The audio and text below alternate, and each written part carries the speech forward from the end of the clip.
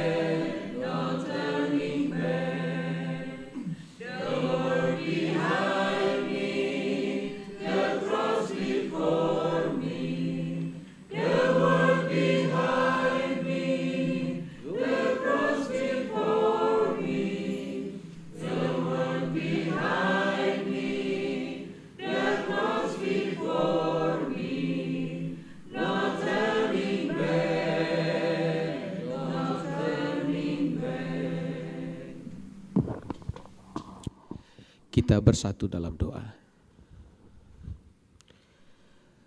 Kami bersyukur kepadamu ya Bapa di sorga, Allah yang kami sembah di dalam Kristus Yesus Tuhan dan Juru Selamat kami.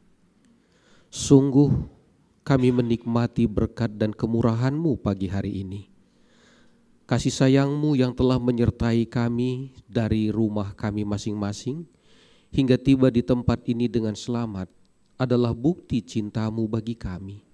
Karena itu kami bersyukur ya Tuhan, bahwa Engkau selalu mencintai dan mengasihi kami. Dan dalam perkara inilah, dan dalam kesadaran itu pula kami memohonkan pengampunan atas semua kelalaian kesalahan kami serta kekurangan-kekurangan kami. Kami mohonkan berkat hadirat-Mu melalui Rohul Kudus pada pagi hari ini, untuk membimbing pikiran kami kepada firman Tuhan sebagai landasan kehidupan dan keselamatan. Hamba-Mu Bapak Pendeta Seronso akan berbicara bagi kami, mewakili Tuhan, akan memberikan bimbingan untuk mana kami selalu melihat kepada Tuhan. Karena itu perlengkapi pula hamba-Mu Tuhan dengan kuasa-Mu, sehingga dengan firman yang dibagikan sungguh akan menguatkan kami. Terima kasih untuk janji penyertaan-Mu pada ibadah ini dan seluruh pelayanan kami pada hari ini. Di dalam nama Tuhan Yesus kami mengucap syukur dan berdoa. Amin.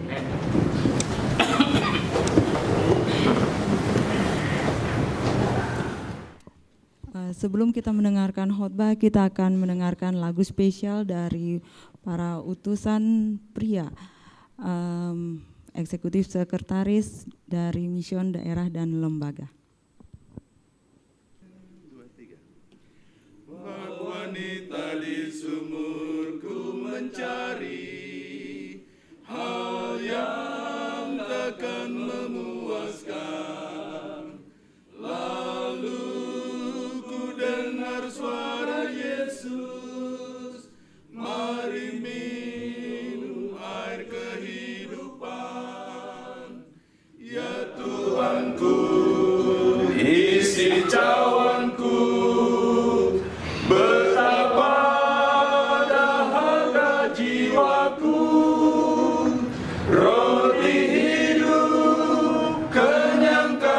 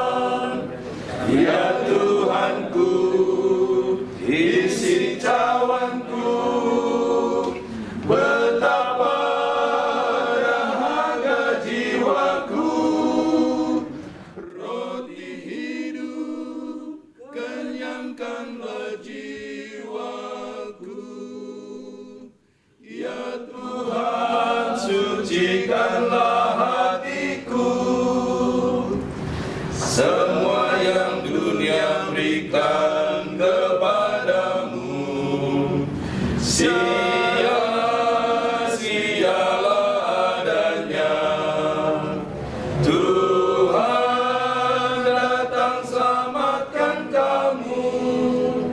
Bila engkau sujud dan berdoa, ya Tuhanku, isi cawanku, betapa dahaga jiwaku, roti hidup kenyangkanlah jiwaku.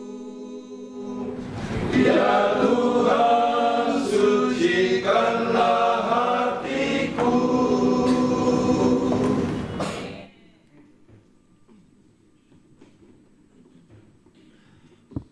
Kita semua bangkit berdiri dan menyanyi lagu tema kita.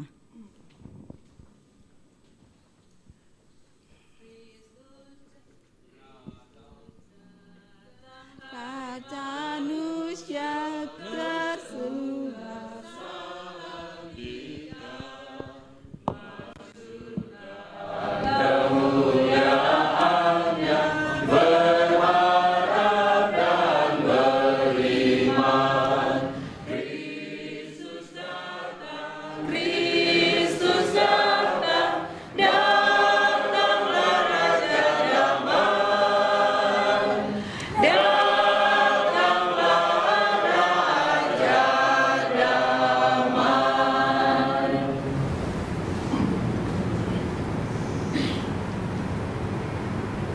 Ya Allah, ya Tuhan kami, pada pagi hari ini kami rindu bersama-sama belajar firman. Terima kasih atas janji kuasa Roh Kudus-Mu yang akan menolong kami untuk mengerti kehendak Tuhan melalui firman pada pagi hari ini. Berbicaralah kepada kami sedia mendengarkan. Di dalam nama Yesus Kristus kami sudah berdoa. Amin.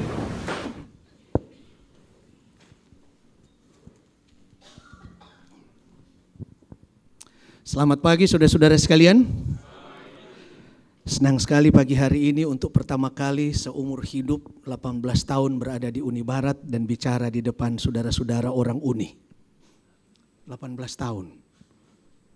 Ini pertama kali berkesempatan bicara kepada saudara-saudara yang ada di Uni, itulah sebabnya kami pakai jas. Menghormati saudara-saudara di Uni, kami harus pakai jas. Terima kasih banyak kepada teman-teman kami ini, para sekretaris yang menyanyikan lagu pujian yang bagus sekali. Karena mereka bilang tolong dipuji kami nanti kalau selesai menyanyi. Jadi kami puji. Bagus sekali lagunya. Karena sekretaris ini biasanya menulis. Jadi kalau biasa menulis dan kalau mereka bisa menyanyi, itu sesuatu yang luar biasa. Kalau saudara-saudara yang biasa menyanyi lalu menulis, baru kemudian luar biasa.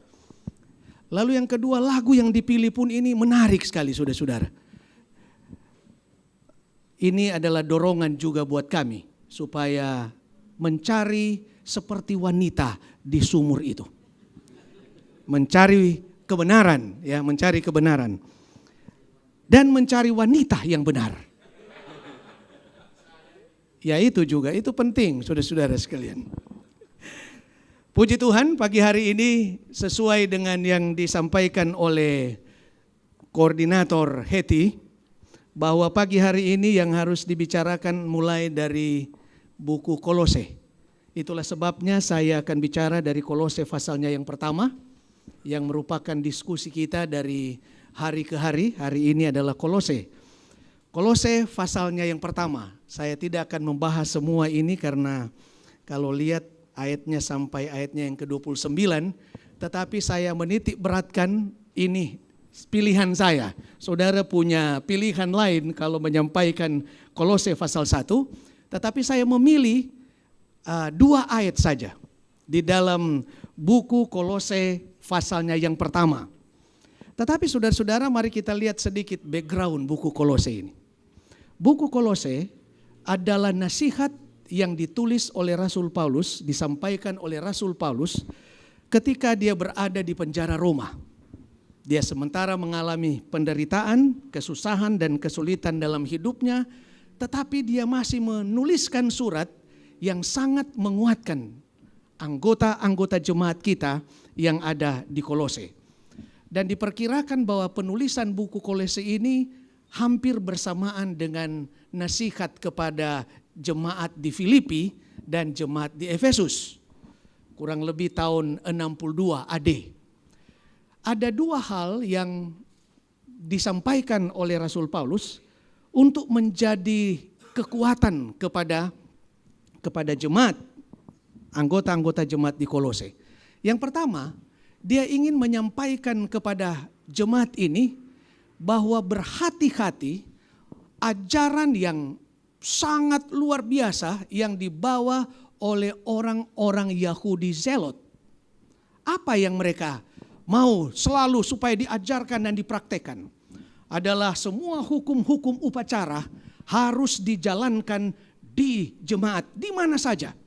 Itulah sebabnya Rasul Paulus dia menulis, kemana saja dia pergi ada orang-orang lain, pengikut Yudaizer yang selalu mengikuti dia dengan ajaran, bahkan kalau di dalam buku Galati menyebutkan bahwa itu adalah Injil yang palsu. Yang kedua, yang mau disampaikan oleh Rasul Paulus kepada orang-orang Kristen yang ada di Kolose adalah berhati-hati supaya mereka kuat karena akan ada filsafat dunia yang akan dipadukan dengan filsafat kekristenan. Sehingga nampaknya bahwa ini adalah sesuatu yang baik tetapi telah dicampur dengan falsafah dunia. Dalam kondisi seperti inilah, lalu kemudian Rasul Paulus dia menyampaikan nasihat kepada jemaat di Kolose. Saudara-saudara, saya akan melihat dari keadaan jemaat ini. Pada saat dia menyampaikan nasihat ini, dia sampaikan mengenai keadaan jemaat, kondisi jemaat. Dan saya pikir bagi kita adalah pendeta-pendeta, kemana saja kita pergi di dalam melayani jemaat, tentu kita merasa miris, kita sedih, kita susah kalau kita melihat di jemaat itu ada perselisihan. Jikalau kita melihat di jemaat itu ada upaya untuk menjatuhkan orang lain.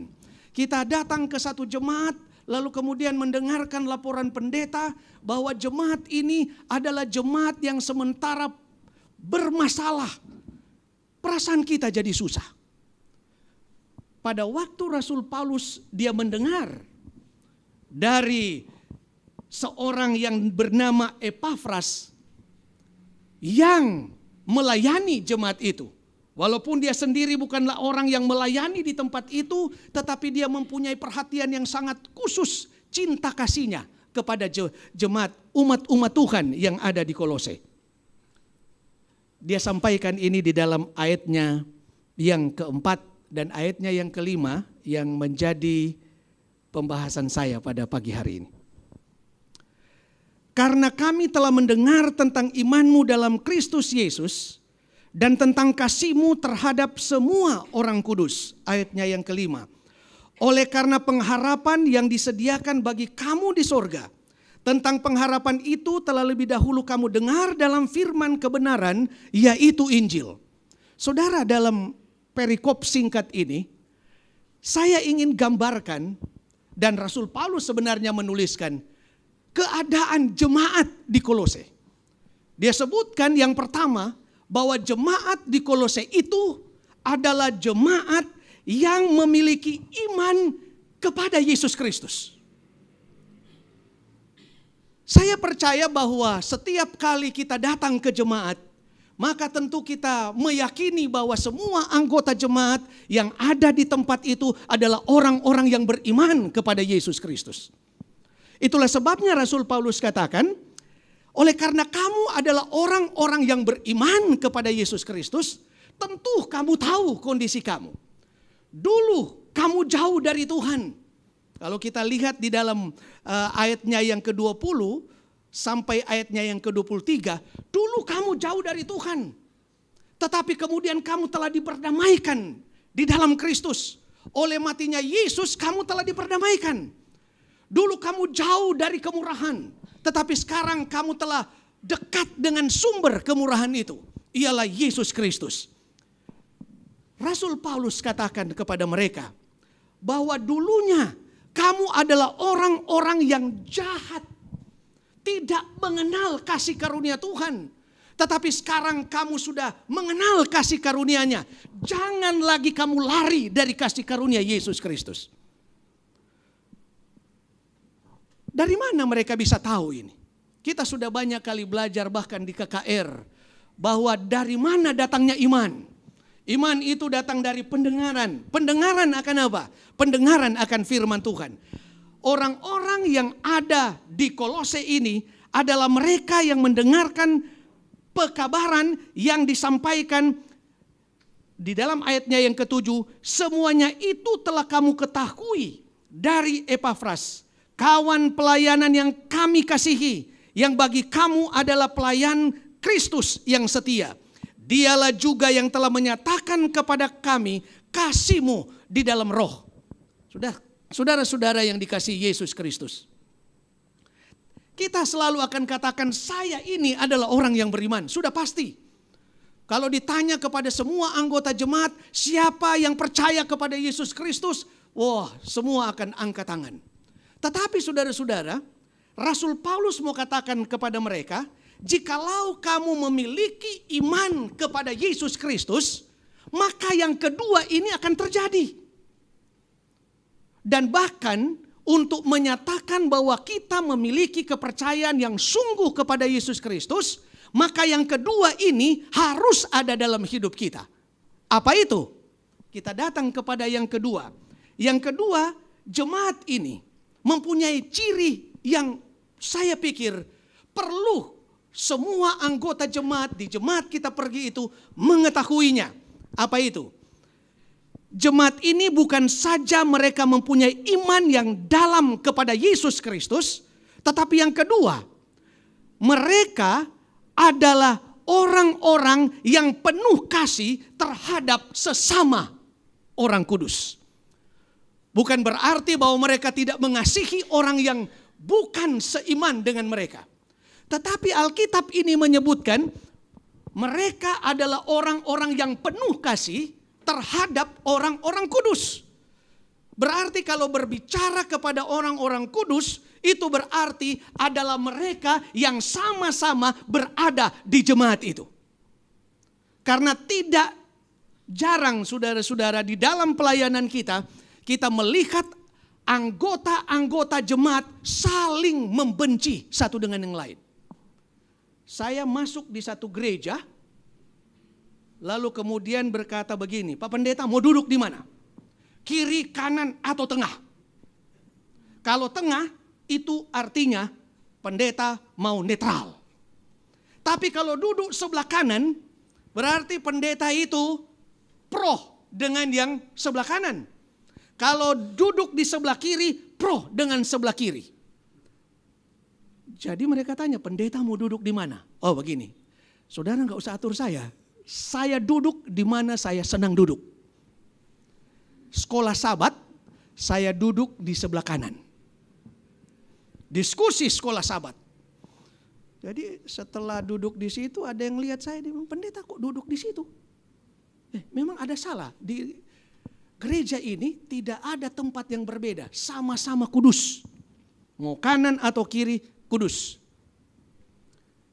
Berikut, karena yang berkhotbah bukan saya duduk, pada jam khotbah saya pindah di sebelah. Ketawalah mereka. Pendeta bijak juga ya. Sebab kalau netral, duduk di tengah itu pendeta abu-abu. Bisa saja dia sebelah kanan, bisa saja dia sebelah kiri. Tapi pendeta sekolah Sabat di sebelah kanan, lalu kemudian khotbah pendeta duduk di sebelah kiri. Bijaksanalah pendeta. Sering di jemaat kita temukan begitu saudara. Bahkan selesai berkhotbah, kan sering kita diundang makan, benar kan? Sering diundang makan. Sebelum khotbah sudah ada yang bilang, pendeta nanti sebentar makan di kelompok kami ya. Waduh, ini kan kita bingung kalau disuruh makan di kelompok sebelah. Terus selesai khotbah, sebelah yang datang, Pak Pendeta, bagaimana kalau makan di kelompok kami? Waduh, kami bingung ini. Kelompok sana, kelompok sini. Kemana kita mau pergi? Saya panggil pendeta. Pak Pendeta, boleh nggak kita makan bersama di tempat ini? Jadi diumumkanlah pendeta, ya kita akan makan bersama di gereja. Jadi pendeta akan makan bersama dengan kita di gereja. Jadi kita tidak ke kelompok kanan, tidak ke kelompok kiri. Dan kita temukan juga di jemaat saudara, kita pendeta-pendeta semua. Orang senang apa di jemaat? Wow, gosip. Bahkan ada anggota jemaat bilang begini, Pak Pendeta, tahu kenapa ini dia datang cepat? Dia datang cepat karena dia mau perhatikan baik pakaian maupun sepatu dari orang yang masuk. Dia mau perhatikan. Jadi ada yang kalau kuning terus dia catat ini tiap Sabat kuning. Seperti tidak punya pakaian yang lain. Ini terjadi saudara. Itulah sebabnya di dalam buku Kolose ini Rasul Paulus katakan jemaat yang ada di Kolose ini, anggota-anggota umat Tuhan yang ada di Kolose ini adalah umat Tuhan yang penuh kasih. Saya selalu mempercayai di dalam kehidupan pelayanan saya bahwa love begets love. Cinta akan melahirkan cinta. Jikalau kita di jemaat itu kita membenci, pasti akan melahirkan apa? Dendam, melahirkan kebencian. Tetapi kasih akan menutupi banyak dosa. Kasih akan menutupi banyak pelanggaran. Dan jemaat ini saudara-saudara adalah jemaat yang penuh dengan cinta kasih. Rasul Paulus mengatakan, oleh karena kamu adalah jemaat yang penuh dengan cinta kasih, kalau kita baca di dalam pasal-pasal berikutnya, kita akan temukan saudara perwujudan dari cinta kasih itu yang disampaikan oleh Rasul Paulus. Dia bilang, seperti di dalam pasal 3, kita harus mengenakan manusia yang baru. Apa ini semuanya? Semua ini berkaitan dalam hubungan dengan orang lain. Coba saudara perhatikan. Jangan lagi ada percabulan. Jangan lagi ada kenajisan. Jangan lagi ada hawa nafsu. Nafsu jahat, keserakahan. Coba saudara perhati. Ini selalu berkaitan dalam hubungan kita dengan orang lain. Karena jemaat ini adalah jemaat yang saling mengasihi. Penuh cinta. Maka dia sebutkan, karena itu sebagai umat pilihan Allah yang dikuduskan dan dikasihinya, kenakanlah belas kasihan, kemurahan, kerendahan hati, kelemah lembutan dan kesabaran di dalam ayatnya yang ke-12, dalam pasalnya yang ketiga. Semuanya ini saudara, kata-kata ini sangat erat kaitannya berhubungan dengan orang lain. Jikalau jemaat itu adalah jemaat yang saling mencintai, maka ini akan terjadi kepada mereka. Lalu dari mana mereka belajar tentang cinta kasih ini? Coba saudara perhatikan tulisan dari Rasul Paulus ini. Di dalam ayatnya yang ke-7 dan 8, dia menggambarkan tentang Epafras itu. Dia gambarkan tentang seorang kawan pelayanan yang kami kasihi. Artinya, dari mana juga jemaat ini belajar tentang cinta kasih? Jemaat itu, umat-umat Tuhan yang ada di Kolose, mereka bukan saja membaca dari surat Rasul Paulus, tetapi yang mereka lihat adalah hubungan antara Rasul Paulus dengan teman sekerjanya. Dia perhatikan bagaimana Rasul Paulus itu mencintai sahabat teman sepelayanannya. Kata-kata yang diucapkan oleh Rasul Paulus ini membuktikan bahwa dia bukan saja menyatakan kepada umat, kamu adalah orang yang harus saling mengasihi, tetapi dia buktikan dalam hidup pergaulannya dengan sahabat-sahabat, rekan sekerjanya, bahwa ia mengasihi mereka. Kalau begitu, khotbah yang terbaik dari seorang pendeta sebenarnya bukan khotbah di mimbar. Tapi khotbah terbaik dari kita adalah kehidupan yang kita lakonkan setiap hari. Hubungan kita dengan anggota jemaat. Hubungan kita antar pemimpin gereja. Hubungan kita dengan mereka yang ada di kantor. Saudara, jemaat membaca apa yang terjadi yang mungkin kita tidak tahu. Mereka membaca, kita berkhotbah cinta kasih, tetapi di antara kita penuh dengan apa? Kebencian, iri hati, saling menjatuhkan satu dengan yang lain. Rasul Paulus memberikan pujian kepada jemaat ini, tetapi sekaligus adalah amaran buat kita. Apakah kita menjadi orang yang betul-betul saling mencintai? Kalau kita ditanya bahwa kita percaya kepada Yesus, semua angkat tangan saudara-saudara. Tetapi sebenarnya bukti kita mengasihi Tuhan, mempercayai Tuhan, beriman sungguh kepadanya adalah cara kita memperlakukan orang lain. Cara kita berbicara kepada orang lain.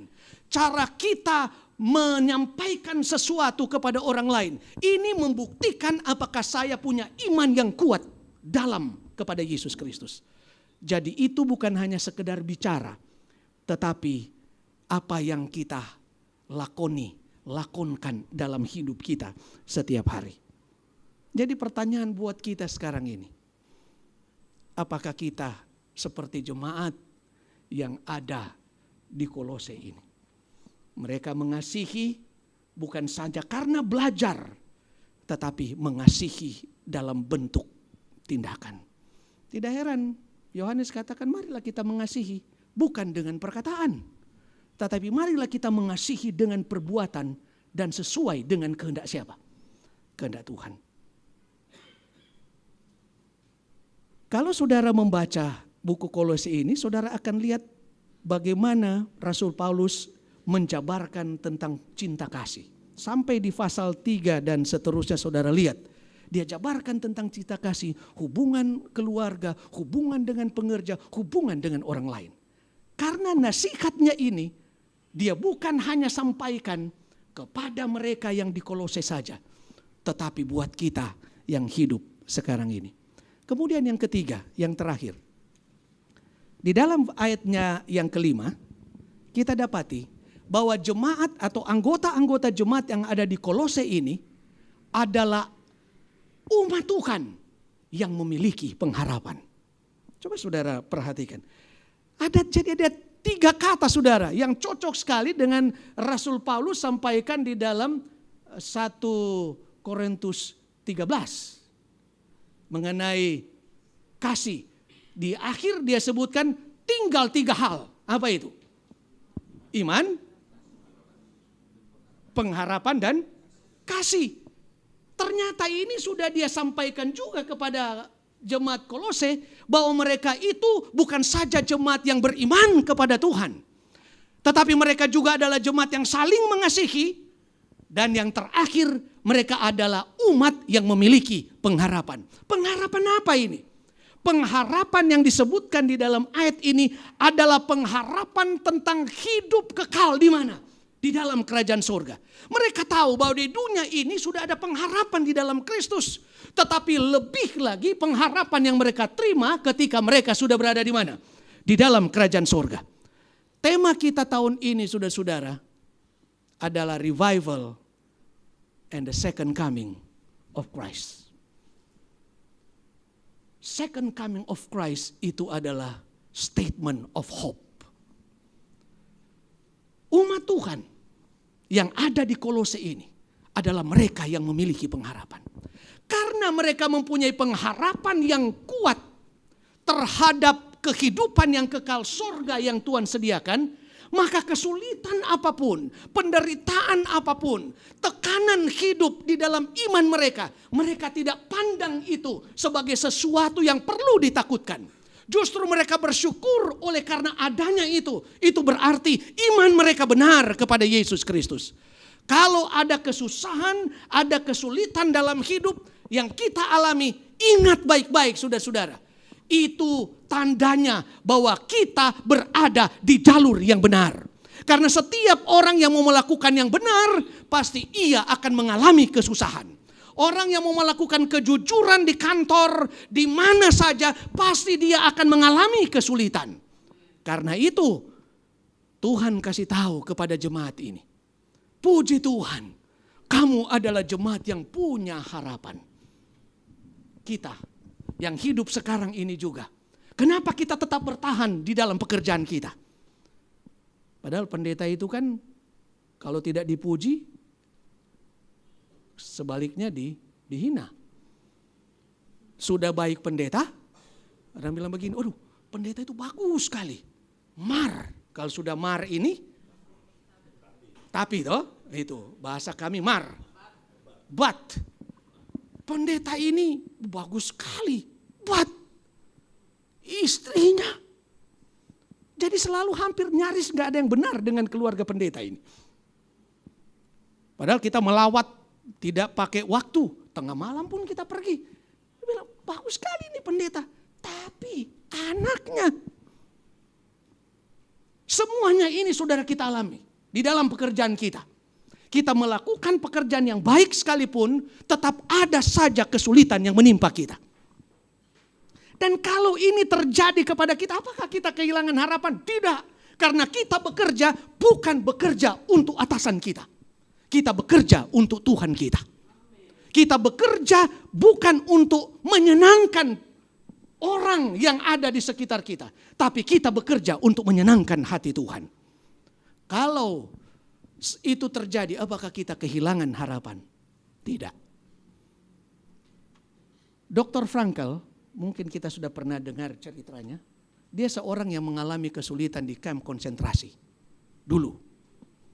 Tapi dalam pekerjaan lama dia di kamp konsentrasi, dia melihat apa yang terjadi setiap hari kepada mereka yang ada di kamp konsentrasi itu. Ada dia lihat orang dipaksa supaya mengakui sesuatu yang dia tidak lakukan. Lalu dia mulai bertanya, dan dia tulis. Dia tanya, kenapa kamu tetap bertahan? Kenapa kamu tidak mau mengkhianati imanmu? Kenapa? Dia bilang, ada yang jawab begini, saya punya istri yang sementara menunggu saya keluar dari tempat ini. Dia bertanya kepada yang orang muda, kenapa kamu tetap bertahan? Padahal kamu dianiaya siang dan malam. Dia bilang, karena saya punya calon istri. Apabila saya keluar dari tempat ini, saya akan menikah dengan dia. Kenapa mereka punya daya tahan yang kuat? Berharap terus. Karena ada sesuatu di depan. Kita juga saudara-saudara. Kita bertahan di dalam kesulitan kita. Kita punya harapan. Harapan kita, Jesus is coming soon. Dia akan datang dengan segeranya. Semua kesulitan kita akan berakhir. Dan harapan itu yang dimiliki oleh jemaat, anggota jemaat yang ada di Kolose. Mereka melihat mahkota di balik kesulitan di dalam iman mereka. Sama halnya dengan kita sekarang ini. Di balik semua kesulitan kita yang kita alami di dalam pekerjaan kita, kita melihat mahkota yang Tuhan sediakan. Orang bertanya begini, pendeta, apa yang pendeta pikirkan? Jadi kalau mereka bertanya begitu, saya menyanyi, saudara. Apa yang kamu pikirkan? Aku pikirkan sekarang negeri yang indah, negeri yang dibangunkan Yesus, dan di sana ku berdiri di sisinya, adakah bintang di mahkota. Kita pikirkan itu. Kalau kita memikirkan itu, semua penderitaan, kesulitan kita, seperti firman Tuhan katakan, kemuliaan yang kita akan terima, penderitaan kita, kesusahan kita tidak sebanding dengan kemuliaan yang akan kita terima ketika Yesus datang pada kali yang kedua. Tuhan kiranya berkati kita. Amin.